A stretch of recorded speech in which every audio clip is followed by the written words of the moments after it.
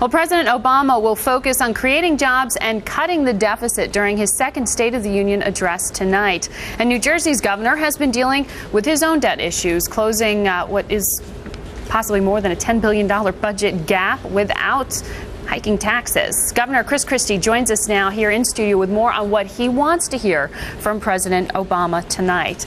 Governor, welcome back to In Business. Good to talk to you again. Good. Glad to be back. So why is Congressman Ryan given the Republican response to the State of the Union tonight, not you? Well, I assume that that's who the Republican leadership wanted, and I'm excited to hear Congressman Ryan speak tonight. It'll be good.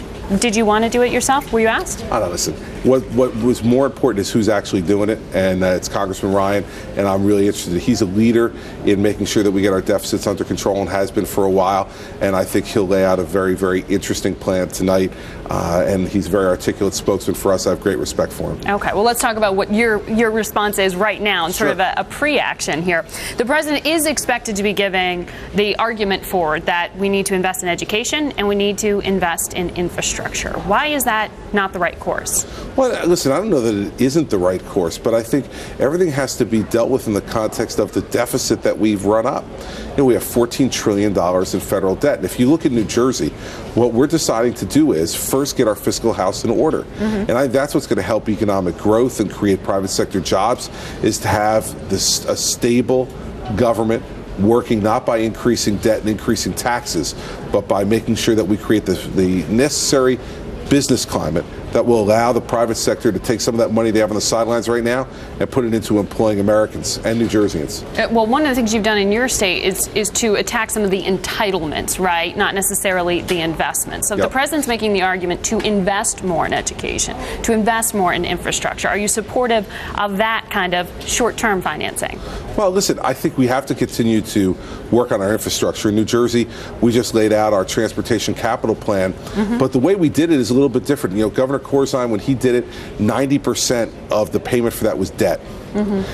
In our plan, we do 37%, excuse me, pay as you go. Just a more responsible way of doing it, to make sure that we don't run up tremendous amounts of debt. So yeah, we have to invest in infrastructure, but there should be a good portion of that that's pay as you go, and then a portion of it that's debt, because it is a long-term investment. Well, Bloomberg's reporting this morning that the president in his budget in February is going to be looking at opening up to private financing for roads, for bridges, for that kind of infrastructure.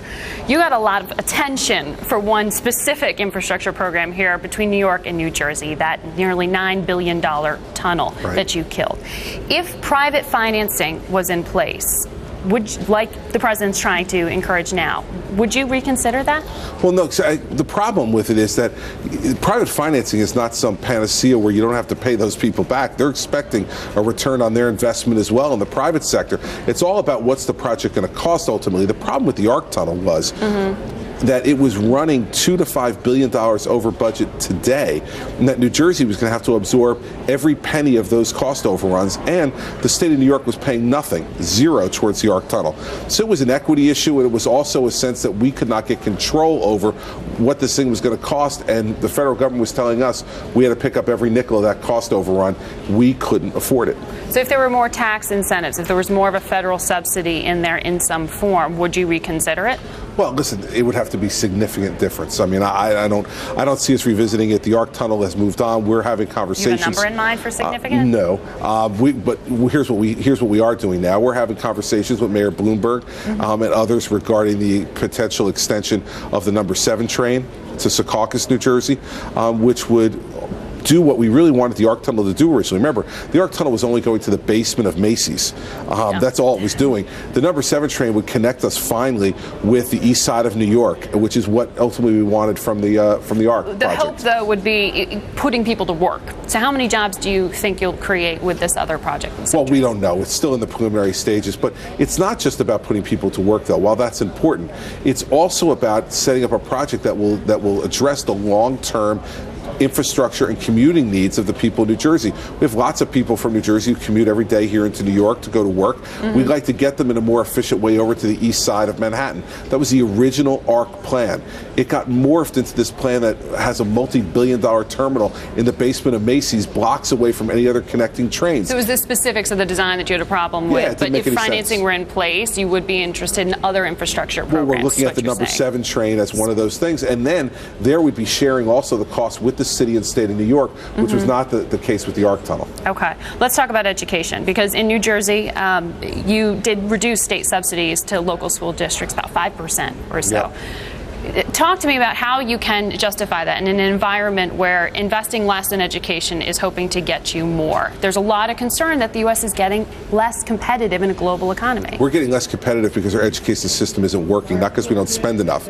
In New Jersey, we spend an average of $17,600 per pupil per year. That's the highest of any state in America. Not that we're not investing enough.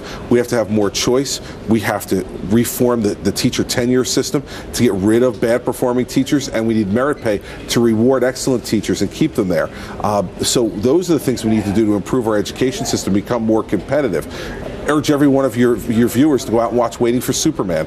When you see what can happen and what isn't happening in our educational system, you'll realize it's less about money than it is about changing a system that caters to the feelings of adults rather than the needs of students. Well, I know you've been very vocal about the unions and some of the contracts there. Putting that aside and that battle you're having over tenure, talk to me about what you need from the federal government. If it's not about money, what kind of incentives would you ask of President Obama if he's talking about investing in education? Loosen the mandates, loosen the strings, let governors manage, and lead by example on reform. And I think the president's done a good job on this in terms of talking about things like tenure reform, things like school choice. Those are things the president has spoken. Charter schools has spoken vocally about. Race to the top was a big part of that as well in terms of driving reforms that are necessary to make the educational system better. So I think the president of the United States and I agree a great deal on the education issue. And I think he'll say, too, it's not only about money.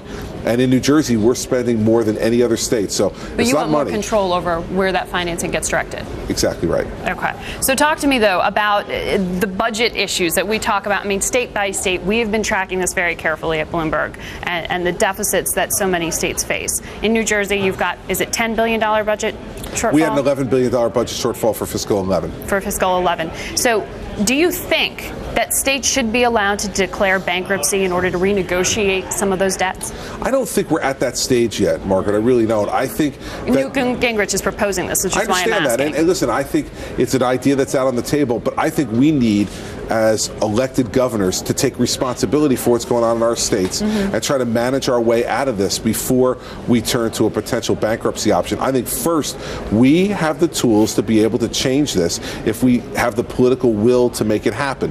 And we have to take on those cost drivers in state government, and that means in large measure taking on the public sector unions. That's a big fight, and I know you've been having one. But talk to me about those debt levels more broadly. I mean, Treasury Secretary Geithner is talking about us running out the clock end of March if we don't raise this debt ceiling.